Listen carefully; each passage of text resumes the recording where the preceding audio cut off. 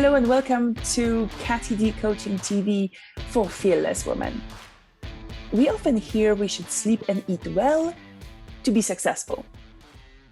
Some people tell us we should sleep 5 hours a day. Some tell us that we should wake up extremely early in the morning to be successful. And others say that it's okay to sleep in. As it comes to food, we are given mixed information. There are diets that deprive us of the amount of food. They deprive us of the time of food and tell us that we should eat once a day, whereas others say that 5 times a day is the best. Which one is it? Today, with help of my guest, Lavinia Milner-Gray, I will clarify a bit about those topics. Lavinia is a holistic health and wellness coach for female leaders in corporate roles.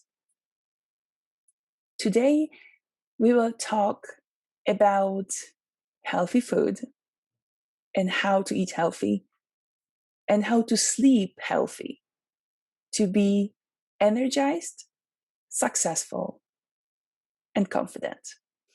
Hello, Lavinia. Thank you so much for accepting my invitation. Hello, Katie. Thank you for inviting me. Very happy to have you here. Let's jump just right into the topic, and let's talk about how things we actually eat. Let's start with food. How things we eat can influence our life and our performance at work and our confidence. As you said, lots of questions are raised. There's so much information out there that it gets so confusing, trying to find out what's the best thing for you. And the way to look at it is food as energy. In order to perform our best, in order just to get out of bed each morning, we need energy, and we get that energy from food. So it's looking at things like, what I like to look at is ancestral eating, just to get straight into it. What did our ancestors eat? They certainly didn't eat ultra-processed foods like we are eating these days. So it's all about eating a well-balanced diet of fresh food. So it comes down to basics. So definitely a jar of Nutella is not a go. No, but it has plenty of energy. It will give us plenty of energy. Short-term energy. Yeah, I've heard that it's going up and immediately it goes down a couple of seconds after. So yeah, looking at our ancestors, like, would that mean actually not eating meat, or would that mean to find some balance in between meat, vegetables, etc.? What we should do in the end? When you look at it, it's actually quite simple. Like, our ancestors ate mainly vegetables, tubers, and protein. And all of it was fresh. None of it was processed. So if your background was eating, a lot of greens, a lot of fish, then perhaps your body may be attuned more to that. Other people's backgrounds, you could be eating, a bit more red meat, and again, vegetables and fruit. So so for me, for instance, cannot live with protein. I do need animal protein in my diet. And I wondered why, because I've experimented over the years, trying out different things. And it's when I started looking into my background, I thought it makes sense. This is basically in your genes. This is what, my ancestors grew up with. So so it's basically tuned into your body. So simply, it's a bit of analyzing what was in the past with our family, what they eat, what was the preference. I would say as it comes for the taste. Is there any, I would say, special food that we all should eat to be more confident, powerful? I don't know, because we have all those power foods, etc. But would that work on everybody? That's the thing. I mean, I find it quite amusing that depending, on different things, it's like, this is a superfood, that's a superfood. As far as I'm concerned, Katie, all fresh food, whole grains, legumes, nuts, they're all superfoods.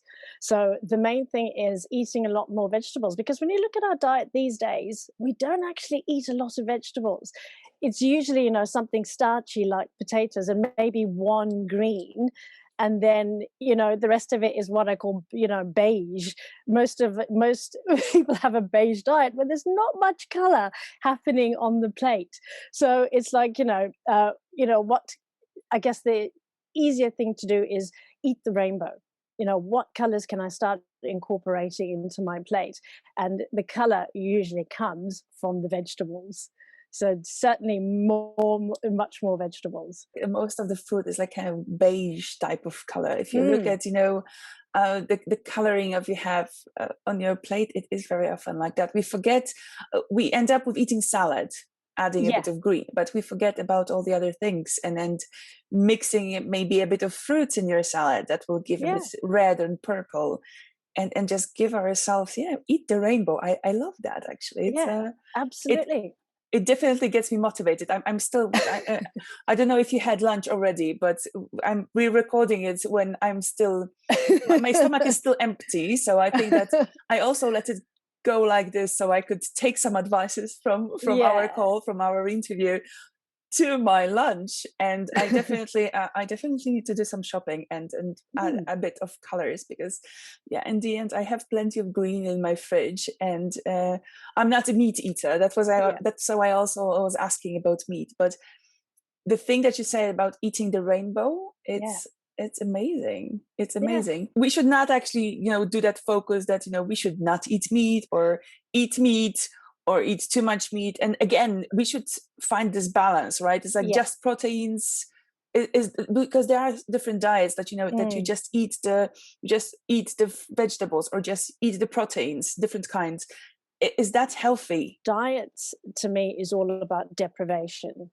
I think the best thing for anybody is to find a way of eating that suits them, a way of eating that's sustainable over a long period of time, that's going to get them into peak health. Because you want to be energetic, you want to be happy, you want to have, balanced moods. So it's not about, eat this, don't eat that. I think the best thing to do, which I advise a lot of people, is experiment. Try different things, see what works for you and what doesn't work for you. And you'll actually be quite surprised that you'll find out quite quickly what agrees with you and what doesn't.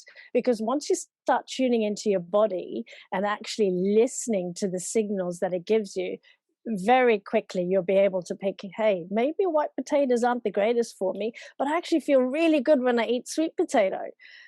So yeah, so it's about experimenting and taking note. When you do eat something, how's it making you feel? Do you feel energetic after, say an hour, half an hour after you eat, or do you feel a slump in energy?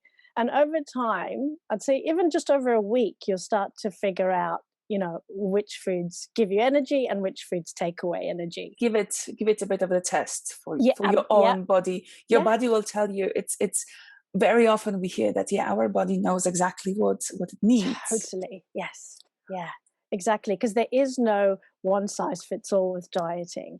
People will Okay. respond to different ways of eating in different ways. And again, like I had mentioned before about, your ancestors, some people may do really well in intermittent fasting, because I hear that a lot. You know, um, Sometimes, it's the thing to intermittent fast. Some people are great on it and thrive. Other people aren't. Other people, the energy slumps, they get really cranky. So it could be that, for them, sort of, when you go back to hunter gatherers, they ate when they got a hold of food, so they were used to that way, whereas someone else in another part of the country always had an abundance of food. So yeah, so it just totally depends, but it comes down to, yeah, experimenting. Coming to that some of our ancestors could have just now go hunting and had a meal, I don't know, once a day, once every couple of days. Mm. And I've heard lately about this magical intermittent fasting. So we don't eat for most time of the day, and then we just eat, for example, a huge lunch or a huge dinner, or extreme amounts for breakfast. And people actually end up going for one meal a day. Yeah. Is that something that you would recommend? I don't recommend it, because again, it's not sustainable over time. Because the whole thing is, you do want to find a way of eating that you can sustain over a long period of time.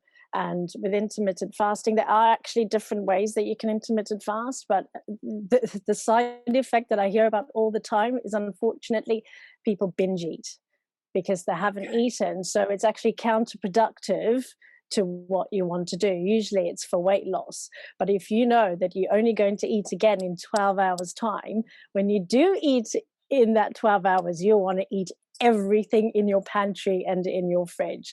So it's really not sustainable and probably will not give you the results that you're after.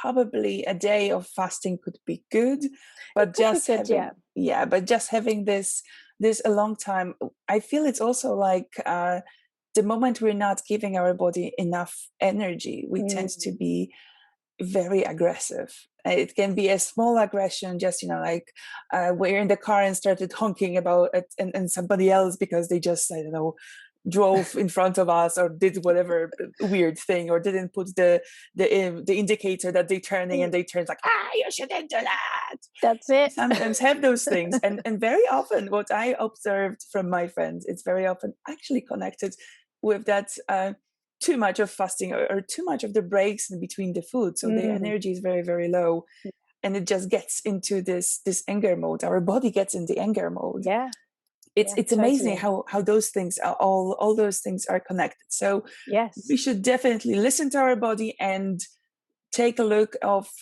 just give it a try, give a Mm. go with different types of food, and based on that, can we actually say that the good diet and eating good things can make us more productive? Absolutely. Absolutely. Like I said before, food is what gives us energy, and we need energy to function. So, yes, the food that you eat is what your body uses. So it takes, all the nutrients, all the minerals that you need for, brain function, memory. So it is extremely important that we eat as fresh food as possible. When you're working with your clients about connecting in the connection to the to healthy food, healthy diet, what do you do there? How do you work that out with people? Yeah, sure. So we go over the history basically. So over a period of time, usually 1 week or 2 weeks, they'll let me know exactly what they're eating every minute of the day. Oh, Um, that's difficult. You have to journal everything that you ate. Absolutely. Yeah. But it's very insightful, though. It's insightful for them because a lot of the time people come to me and say, it's usually, I'm so tired. I've never got enough energy, or, there's weight that I can't seem to shift. But a lot of the time it's to do with energy, just constantly feeling tired, not really sleeping very well. And what people don't realize is the amount of ultra processed foods that they're eating. So they're actually eating a lot more sugar than they think they are. And sugar is what spikes, the energy up and down. And you're constantly looking for food. When you eat a lot of highly processed foods, it's not actually satisfying to the body because it's burning that energy so quickly. So you'll find you're constantly looking for other things to eat, and we'll go back in that cycle of eating more of the processed stuff because our energy dips. So we're looking for that quick pick me up. So if it's not caffeine, it's a biscuit, or it's a bit of chocolate, and we don't realize that we're doing it until we actually document it. Then you go, oh, this is it. This is why, I'm not feeling as good as I should be feeling. We're realizing that we actually ate, over a day, we ate, instead of one biscuit, we ate 5 biscuits, or like Mm, 4 spoons of Nutella, just to yeah. Yeah. relax ourselves in the way. I have one more question connected to food. Yeah. What about coffee? Yeah. Wow. Coffee's great. I mean, I love coffee, but it's the amount of coffee that you drink. Also, it's trying to, because you want your body to use natural energy. So again, a lot of people that I speak to have that coffee first thing in the morning. When you've been sleeping overnight, you wake up quite dehydrated and low on energy. So the first thing you want to do is have a glass of water rather than have coffee, because you want your body to tap into its natural energy sources rather than false energy. So coffee, I'd probably recommend to keeping to a maximum of 3 cups a day, because you want to get your energy from natural sources like food. Also, the thing with coffee, again, drink it too late interrupts with sleep. Some people say it doesn't, but you find that it probably does actually interrupt with your quality of sleep. So, yeah, I'd suggest 3 cups of coffee maximum a day, and probably having the last cup of coffee sort of around, 2 p.m. in the afternoon.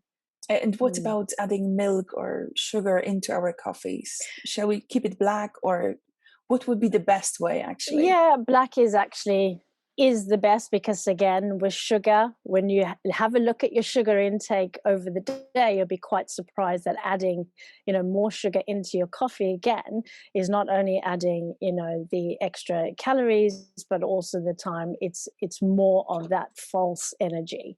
Thanks for that. And now with the You're coffee, welcome. and a couple of your comments, it was already about the fact of sleeping and not to take Yeah. the coffee too late.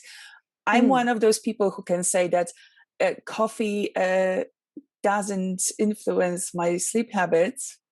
You'll probably tell me that's no, that's impossible. I have to admit that if I have too much of the coffee, it's not about the fact that I can't go to sleep, but it's more about really the depth of the sleep. Mm. But going to that sleep and sleep habits, again, we're fed plenty of information. Yeah. There are successful people who are waking up at 4 or 5 o'clock in the morning. There is even this 5 a.m. club. So for people who are Mm. waking at 5 a.m. or just before 5 a.m., and they start their day and they tend to be more successful. They believe in that. Second thing is there are people who are successful and they are sleeping until 10 o'clock in the morning because they actually worked until 1 o'clock in the night. Yeah. So that's kind of shifting the time of sleep. And another thing is about the amount of sleep as well. Yeah. But let's start with this waking up habits. Shall we actually push ourselves to wake up as early as possible, or what's the best solution for that? It honestly comes down to the individual. I think it's all down to our circadian rhythm. Some people say it's got to do with the time of day that we were born, sort of, sets that tone basically. I have to Why? say, With the 5 a.m. I was born right between 1 and 2 o'clock in the night. Maybe that's why I prefer to work at night. Yeah, yeah, That's yeah, interesting actually to connect that. But yes, that's please right. tell us more. Yeah, so exactly that. So it's looking at circadian rhythm, looking at what time you're born, because there's been endless research that's been done on that. So I think it comes down to the individual. When are you the most productive? To me, I see it pointless trying to force yourself to wake up at a certain time if you're not going to be thriving, because we don't want to just get through the day. We want to thrive throughout the day. For me personally, I'm a morning person. I just love getting up before the sun's up. It's just the way I've always been. And going back to the circadian rhythm, I was born early hours of the morning at about 5 a.m. or 6 a.m. But it's that quiet time of day which I find attractive before anyone's awake and the world is still quiet. I love. So yeah, I think it just comes down to the individual. The main thing is that you are getting the right amount of sleep you need in order to re-energize. I mean, that to me is the key. So looking at the right amount, Mm, there are again different studies, yeah. different information, and I really want to focus on that, finding this successful way of sleeping. And I don't remember exactly who said that, but there are probably plenty of actors, famous people, who are telling us that they take 5 hours a day and that's enough. Is that possible? Because I when I sleep 5 hours a day and I do it, like, for example, for 2 nights, Yeah. I'm exhausted and I need to sleep the whole day afterwards to kind of re-energize myself. For adults, it's 7 to 9 hours sleep is recommended. Because yeah, your body actually goes through so much whilst you're sleeping. So never mind all the energy that you've used throughout the day. While you sleep, your body's also working. It's detoxifying all the toxins that it's accumulated throughout the day. Your cells are repairing, your brain's repairing. So it needs time to do all of that. So hence the sort of, I think 7 hours is the sweet spot. So at least 7 hours. At least 7 hours for yeah. adults, exactly. And if you look, for example, for the sleep patterns, it's because very often we adjust our sleep patterns to how our families are organized. Yeah. I remember that I was actually, I still am kind of a night owl, and I really prefer to work at night because I actually like this peace and quiet when everybody fall asleep. Yeah. So I can actually organize my things. But I'm not so much into a 5 a.m. club to wake up extremely early. But I have to admit, it shifted the moment I gave birth to my son. He's right now 4.5 years old, and I wake up much earlier because I want to do certain things before he wakes up. So I could, profit out of that. Yeah. So how is it actually with those sleep habits? And the time for us that, okay, we create something for us that is comfortable, and we find that, going to sleep at midnight and waking up at 7, 8 a.m. is okay. And then we have to shift it because our family is having a bit different rhythm. Is that something okay to do? It is. It's amazing how adaptable our bodies are. I mean, we're changing all the time from a young age. When we look throughout the different phases of our life, we're constantly changing. So yes, it will take time to adapt to a new rhythm, I guess, to new sleep habits. But yeah, it's not harmful in any way. It's going to be uncomfortable and it's going to be hard to get into the new routine, but at the end of the day, it's not going to harm your health. It's just, again, when you're adapting, it's accepting that it is going to take time to get into that new routine, and ensuring that you're still trying to get, the amount of sleep you need, again, in order to thrive and in order to be productive. I think we have all the answers, or the important answers, but if you could just tell us, out of all your experience, to let's maybe just gather a couple of points that are for sure something good to become a successful, fearless woman. Definitely looking after yourself. I mean, we all need the energy to be confident. We want, especially for a woman, for our hormones to be balanced, and food has got a lot to do with that. So it's taking care of yourself by feeding yourself a healthy diet, and by that I mean healthy, fresh food. If you can't read an ingredient on a packet, or there's one or two things that you recognize on there, you probably shouldn't be eating it. Because you want to be in peak performance, you need to feed your body accordingly. And most certainly sleep. Again, during sleep, I mean, it re-energizes our bodies, and we need energy again to be, to thrive and to be peak performers in our roles.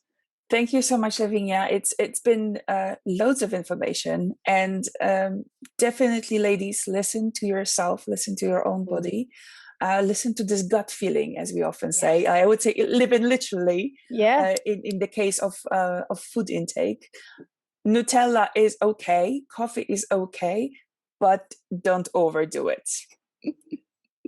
Thank you so much. Thank you for again accepting my invitation for the interview. And maybe one day we'll come back with more details. And just give people a bit more intake on how we can actually strive and be better thanks to having a great health coach like you around.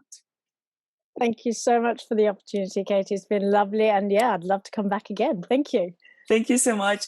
Bye, everybody. And keep on good health, good sleep, and good diet. Bye. Bye.